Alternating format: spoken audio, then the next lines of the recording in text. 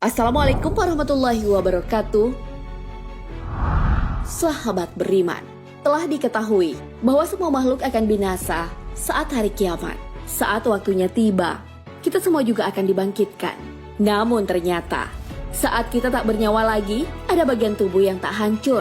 Bagian ini pula lah yang akan menjadi dasar untuk membangkitkan kembali. Lalu bagian tubuh manakah? Apakah keistimewaannya? Dan bagaimana sains memandang hal ini? Tonton video ini hingga akhir agar tidak sesat. Bagian tubuh manakah yang tidak hancur? Bagian tubuh yang tidak akan hancur nantinya adalah tulang ekor atau tulang sulbi. Semesta alam akan hancur, begitu juga isinya. Namun tulang ekor yang ada pada manusia itu yang akan bertahan dan tak hancur. Hal ini sudah dikabarkan Rasulullah SAW dalam sabdanya. Tiada bagian dari tubuh manusia kecuali akan hancur, kecuali satu tulang, yaitu tulang ekor. Darinya, manusia dirakit kembali pada hari kiamat. Hadis riwayat Bukhari. Tulang ekor memiliki dua dimensi, yaitu dimensi awal penciptaan dan dimensi kebangkitan kembali. Tulang ini adalah satu-satunya tulang yang tak akan dimakan tanah. Ini membuktikan bahwa tulang ini adalah yang paling kokoh. Para ilmuwan pernah mencoba menghancurkan tulang ekor dengan berbagai cara, melalui pembakaran, dipukul benda keras, atau dididihkan. Semuanya tak mampu menghancurkan tulang ekor.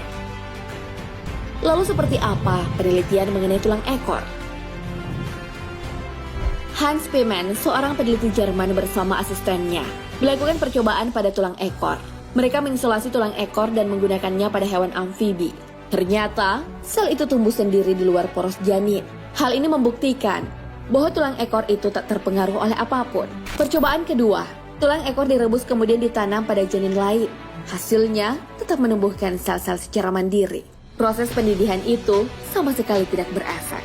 Dr. Muhammad Ali Albar, ahli medis International Medical Center, mengatakan bahwa para pakar embriologi menemukan bahwa tulang ekor adalah permulaan manusia terbentuk.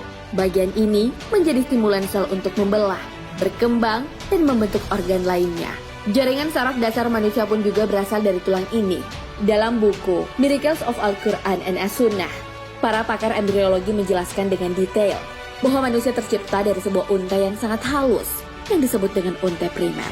Unta tersebut terbentuk karena kuasa Allah Subhanahu wa Ta'ala pada hari ke-15 setelah pembuahan sel telur dan implantasi pada dinding rahim. Setelah itu, organ embrio pun terbentuk, terkhusus saraf bagian awal tulang belakang.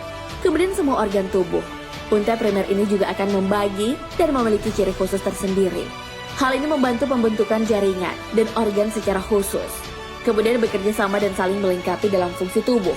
Unta halus ini akan terurai saat manusia meninggal.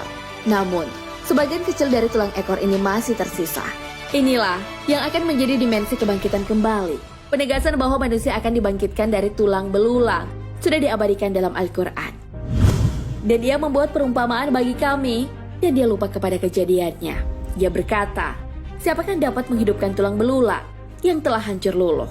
Katakanlah, ia akan dihidupkan oleh Tuhan yang menciptakannya kali yang pertama.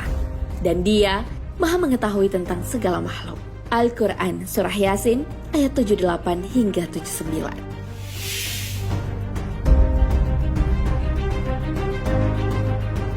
Ya sahabat beriman, itulah penjelasan mengenai bagian tubuh manusia yang tidak akan hancur walaupun kiamat terjadi. Bagian tubuh ini adalah tulang ekor.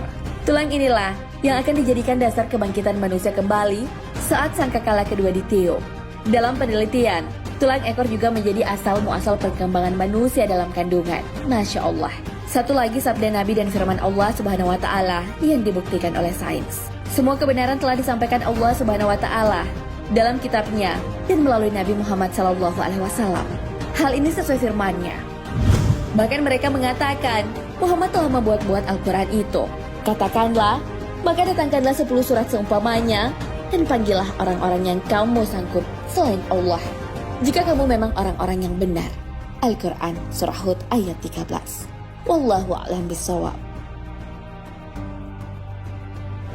Sahabat beriman, jangan lupa berbagi informasi dengan share video ini, karena sebaik-baik manusia adalah yang paling bermanfaat bagi manusia.